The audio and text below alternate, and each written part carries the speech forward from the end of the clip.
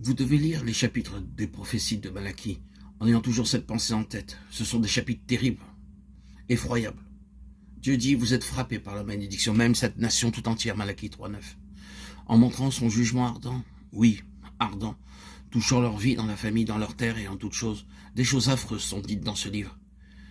Mais vous remarquerez que les Lévites sont le point central de toutes ces prophéties. Et cela nous conduit à ceci. Le messager de l'Alliance viendra soudain à son temple.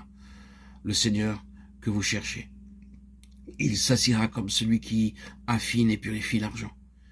Et il purifiera les fils de Lévi. Et il purifiera les fils de Lévi, et avec cela, en ce qui concerne notre Bible, vous passez de l'Ancien au Nouveau Testament. Et le grand Lévite arrive, le grand Lévite vient, le Seigneur Jésus. Et en lui, nous voyons le principe dans son intégralité, toute la signification de l'histoire des Lévites résumée. Il est le Lévite à son zénith. Le corrupteur assaille, le tentateur attaque pour détourner ce Lévite de sa fermeté. Si tu es le Fils de Dieu, Matthieu 4:3. Mais ce Lévite triomphe jusqu'au coup final, jusqu'à l'ultime prix à payer. Il vint et nous dit la même chose qu'à ceux qui étaient auprès de lui. Ne craignez point, car j'ai vaincu le monde. Référez-vous à Jean 16:33. Le grand Lévite, le grand vainqueur, et maintenant aux églises, à celui qui vint. Le témoignage de Jésus, il a vaincu, et ce témoignage est déposé auprès des églises, à celui qui vaincra.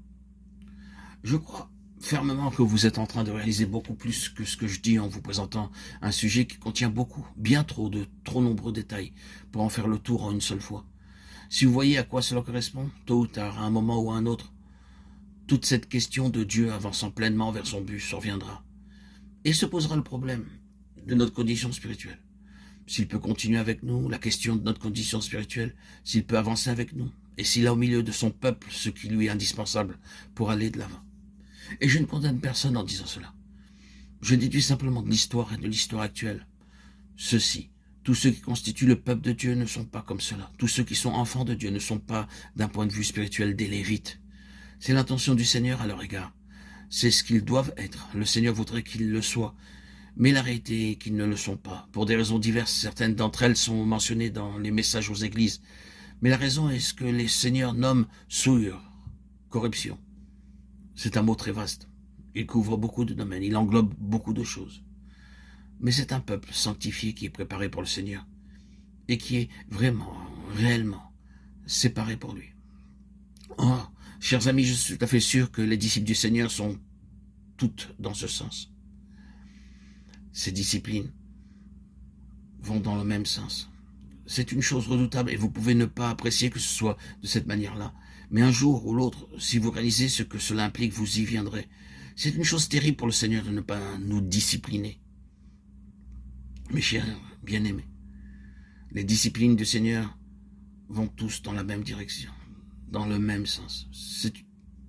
Nous ne pourrions pas souffrir d'une plus grande perte si les yeux de flamme du Seigneur voient quelque chose qui ne vont pas, qui ne le traite pas. Ce serait terrible pour lui, pour son Église et pour l'histoire spirituelle. Il doit nous discipliner et tôt ou tard il le fera. Vous pouvez penser que c'est un mot très solennel. Pourquoi cela? Eh bien, je pense que c'est pour cette raison. Je peux vous dire qu'il ne s'agit pas simplement d'un sujet en étude pour l'heure, mais d'un lourd et profond fardeau. Pensez à ceci, le Seigneur veut avancer, il souhaite porter son témoignage plus loin. Il désire réaliser une chose nouvelle. Il veut faire progresser son peuple, et pour cela, il doit avoir ce qui est représenté par les Lévites.